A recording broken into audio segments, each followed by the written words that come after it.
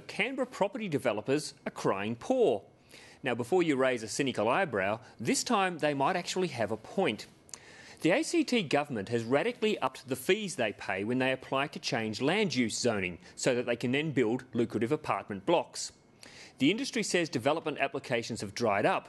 It's even predicting the apartment blocks we see rising now may be the last for quite a while. Jeremy Thompson reports.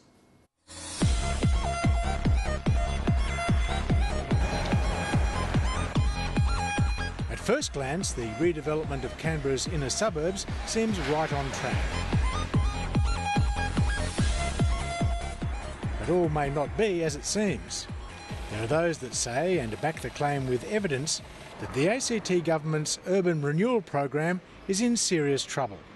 Development has just about gone stone cold dead now. John Runco heads the Independent Property Group. He believes that the new lease variation charge, where developers have to pay tens of thousands of dollars for each unit in new projects, will bring urban renewal to a grinding halt.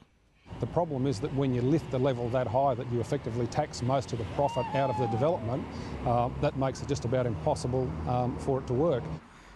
For example, if a developer were to lodge an application in Braddon for an apartment block of 40 units, then the fee would be $60,000 per unit or $2.4 million. Or if a homeowner in the same suburb wanted to rezone for dual occupancy, the tax would be $150,000 per dwelling, up from less than $4,000.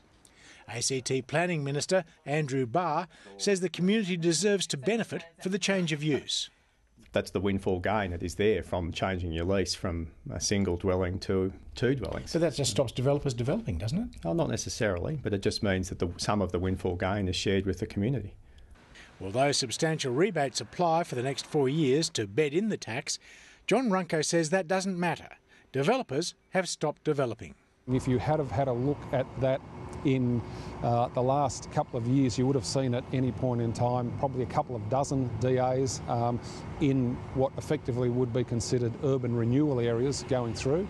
At the moment, I think you might find one or two if you're lucky. And that's not hard to check. The Land and Planning Authority's website shows just one DA for Braddon. No apartments, but the Mercure Hotel wants new illuminated signs. The only large development is for Phillip in the Woden Valley. Apart from that, there are applications for some townhouses in Page, in Belconnen, and in Curtin, also in the Woden Valley. Mr Barr blames other factors for the slowdown. The market's slowing, undoubtedly. It's come off a record level, and there's a range of other factors that impact on housing, not least of which is the concerns around the future and the territory economy following successive Commonwealth budgets that have contracted spending. But others claim the government is levying the charge inconsistently.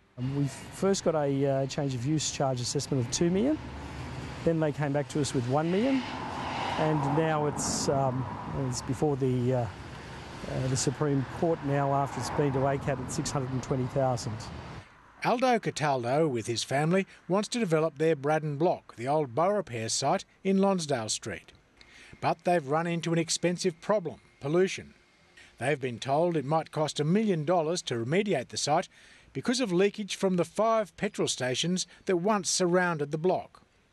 They say a nearby site was excused paying the fee because it was where an old petrol station stood. The Cataldos missed out because their pollution is not homegrown, but imported via groundwater from nearby. I guess what the issue is the change of use charge which the government wants to impose on top of this, which, unlike if you were a service station site, at the same time that we'd lodged our application, they pay $0 for change of use to help them with the remediation costs. That indulgence has not been provided to us. They're able to make application to the government, and if what they're intending to do on the site achieves a number of other public purposes, so for example a high environmental outcome, a greater level of housing affordability, improved public realm, then they're able to apply for further remissions in relation to those charges. But it's just not a free-for-all for developers to make super profits in relation to urban renewal.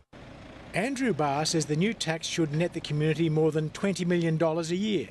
But that depends on new developments actually taking place. If they don't, the cost to the community could be high. If no development happens, then there is no lease variation charge that comes in. There is no money that's collected.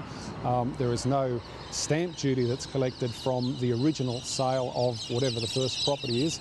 And then there's no ongoing stamp duty from all the subsequent sales that will happen, let alone rates and land tax that also come from these sorts of properties. Well, the market will adjust, and what you will see is the massive prices that people were paying for some blocks of land that will come down, and you will see then, of course, the transition of the incidence. Landowner suffers then. Well, indeed, yes, that's part of it, undoubtedly, because when you zone particular blocks of land for urban renewal, you're picking winners already by suggesting that some blocks can be redeveloped when others can't. It appears the government is playing a high-stakes game. They are, on the one hand, encouraging urban infill, but on the other, heavily taxing those who can make it happen. In the meantime, families like the Cataldos live in what they describe as limbo land. It's on the doorstep of the city. It's waiting to go, and it's a little bit different to the other ones in the sense that it's a single block. All of these other ones are all 3 and 4 blocks. They're fairly large sites. So this is a little bit more funkier. It's a little bit more Melbourne, and we'd like to bring that little bit of flair to the street. So.